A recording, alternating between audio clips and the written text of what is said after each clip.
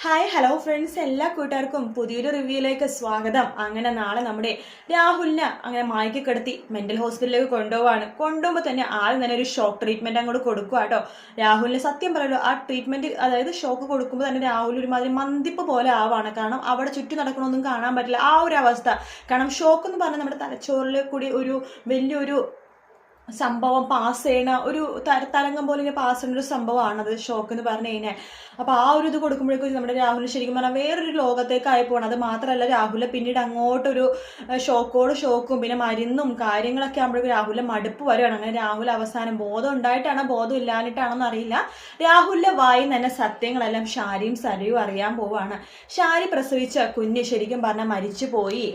ഈ സരയു എന്ന് പറഞ്ഞ കുഞ്ഞ് അത് താരയുടെ മകൾ തന്നെയാണെന്ന് രാഹുലിന്റെ വായിൽ തന്നെ അറിയും. പക്ഷെ അത് പെട്ടെന്നൊന്നും ഷാരി വിശ്വസിക്കുമെന്ന് തോന്നുന്നില്ല. കാരണം രാഹുലിനെ മെന്റലാണല്ലോ. അപ്പൊ മെന്റലിന്റെ സമയത്ത് അങ്ങനെ പല കാര്യങ്ങളും പറയും എന്നേ ഷാരി വിചാരിക്കുള്ളൂ.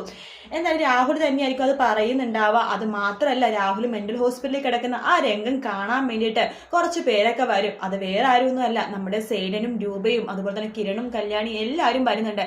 എല്ലാവരും രാഹുലിനെ പുച്ഛത്തോടു കൂടി തന്നെ നോക്കി കാണുവാണ്. അത് മാത്രമല്ല, മനോഹർ അവരുടെ സിസ്റ്ററിനോടും ഡോക്ടറോടും ഒക്കെ പറയും.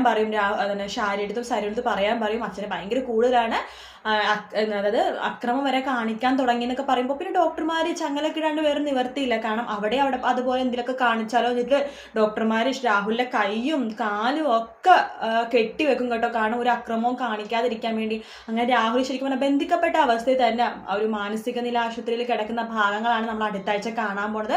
രാഹുലിനെ കിട്ടുന്ന അടിയും അതുപോലെ തന്നെ രാഹുൽ ഇല്ലാത്ത സമയത്ത് ഷാരിയെടുത്തും സരയെടുത്ത് കൂട്ടുകൂടുവാണ് പ്രകാശൻ കല്യാണിനെയും കിരണിനെയും തകർക്കാൻ വേണ്ടിയിട്ട്. ആ ഒരു ഭാഗങ്ങളൊക്കെ നമുക്ക് അടുത്താഴ്ച കാണാൻ പറ്റും. വീഡിയോ ഇഷ്ടപ്പെട്ടെങ്കിൽ ലൈക്ക് ചെയ്യുക, സബ്സ്ക്രൈബ് ചെയ്യുക, കമന്റ് ചെയ്യുക. മറ്റൊരു വീഡിയോയുടെ വീട്ടിൽ കാണാം. Take care, bye bye.